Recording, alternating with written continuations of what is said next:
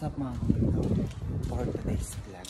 So yun, holiday nga pala ngayong araw ng Lunes na ginaganap na Shubon no Hi o Autumn Equinox.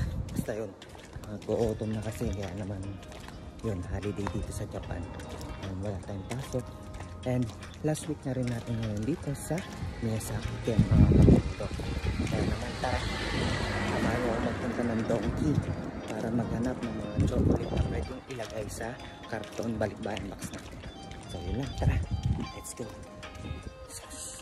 At yun nga mga kamundo, no, dahil yayasun ngayon kaya naman naisipan kong pumunta ng Donkey para mamili ng mga chocolate na ipapadala natin sa Pinas. Kaya naman tara, let's go mga kamundo, samahan niyo akong pumunta ng Don Quijote dito sa Miyazaki City mga kamundo. At yun mga kamundo, malapit na nga tayo sa Don Quijote mga kamundo. Ito nga palang Mega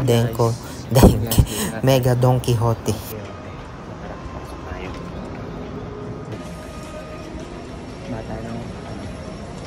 Ground floor, nandun yung mga chocolate.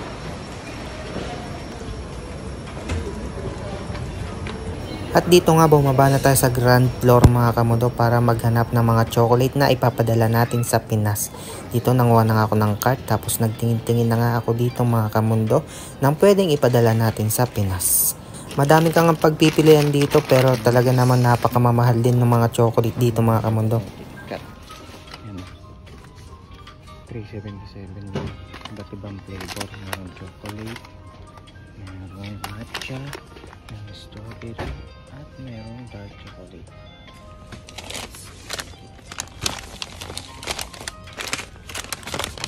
At dito nga mga kamundo, no, kinuha ko na lahat ng flavor ng KitKat mga kamundo. Sa mga nagtatanong mga kamundo, napakarami nga palang flavor ng KitKat dito sa Japan mga kamundo. Yan, kita nyo naman talaga namang iba't ibang flavor mga kamundo. Yan, medyo mahal nga lang din ang mga chocolate na pagpapadala mga kamundo. Pero ayos lang yun mga kamundo, basta makapagpadala tayo sa ating mga mahal sa buhay sa Pilipinas mga kamundo. Yun, dati talagang pinapangarap ko lang to na makapagpadala sa kanila mga kamundo.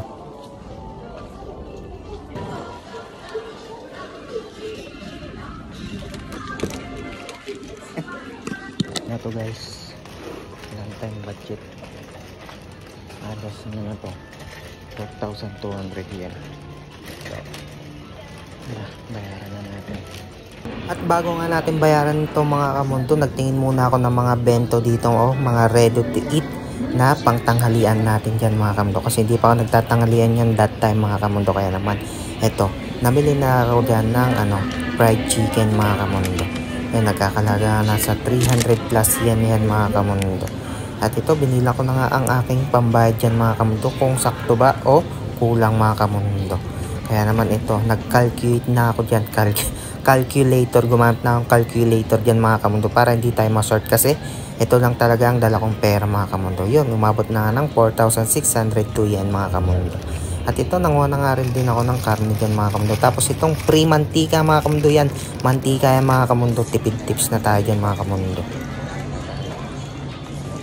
5,000. Nanguha na nga rin tayo ng ice cream dyan mga kamundo para habang pauwi tayo may ninangata tayo dyan mga kamundo. At yun, ano nga pala dito mga kamundo, sariling sikap sa pagbabayad mga kamundo. Yun, inabot na nga ng 4,890 mga kamundo ang ating binayaran, ang ating napamali for today's video.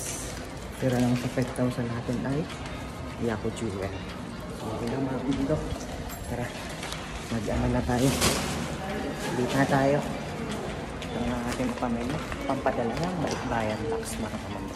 Yun lang, maraming salamat sa inyong panonood. Huwag kayong mag-support sa ating mga video. Yun lang, Bubos Money. Sheesh! Oh my God. Buksa ang ating pera. So tara, hindi na tayo. Challenge! So guys, nakawin na nga tayo. Ito, may tayo, tawag dito, ayuda. Galing sa pamimingwit nila Otasang sa ni Yamada-san. Ito. Wow! Ito ang aking napkin. Tapos meron ding aji. Tira lang ha. Chota man. Ayun meron din aji. Yan, ang dami Wow. Tapos ika. Pusit. Wow. Tapos ito talaga. Wow. Thai. Thai fish mga kamundo, parang tilapia sa atin. Oh. Laki nga no. Panalo na to sa 1 week. Okay, bigyan natin siya. Ibigyan natin yan si Yotas ang ating dito. Wow! Yes, tara. Kasi na natin to. Tiyan eh.